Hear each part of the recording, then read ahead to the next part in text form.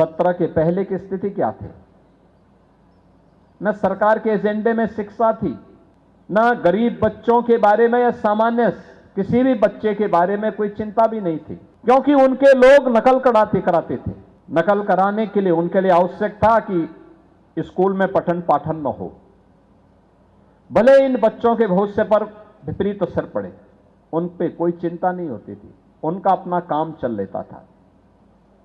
एक काम चलाओ व्यवस्था से समाज का उन्नयन नहीं होता है, राष्ट्र सशक्त नहीं होता है, समृद्धि की नई ऊंचाइयों तक हम नहीं प्राप्त कर सकते।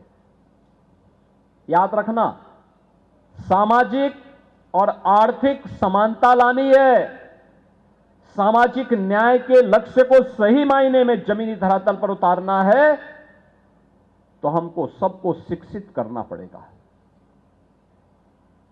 आदरणीय प्रधानमंत्री जी की प्रेरणा से जो परिवर्तन आया है, याद करिए क्या स्थितियां थी। तीसरी, चौथी, पांचवी, छठी क्लास के बाद बच्चे स्कूल छोड़ देते थे, नहीं जा पाते थे।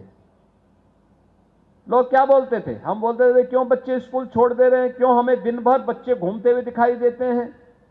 हमें नाराजगी व्यक्त करनी पड़ती थी कि मैं किसी रोड पे जाता हूं, मैं देखता हूं बच्चे दिन भर घूमते हैं, कोई तालाब में खेल रहा है, कोई भैंस के साथ खेल रहा है, कोई किसी मोहल्ले में वहां पर कीचड़ में ऐसे खेले जा रहे हैं, धूल में खेले जा रहे हैं, क्यों घूम रहे हो, स्कूल क्यों नहीं जा रहे हैं? तो लोग कहते थे साहब स्कूल दूर है।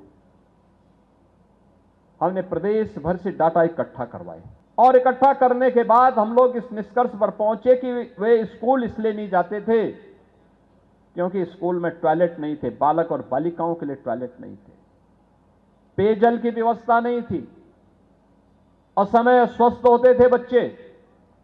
आज मुझे इस पर गौरव की अनुभूति होती है कि आदरणीय प्रधानमंत्री जी की प्रेरणा से, उनके मार्गदर्शन और उनके नेतृत्व में आज बेसिक शिक्षा परिषद के लगभग सभी विद्यालयों में बालक और बालिकाओं के लिए अलग अलग टॉयलेट, पेयजल की व्यवस्था हुई है और ड्रॉप आउट रेट 19% से घट करके आज मात्र 3% तक पहुंचा है।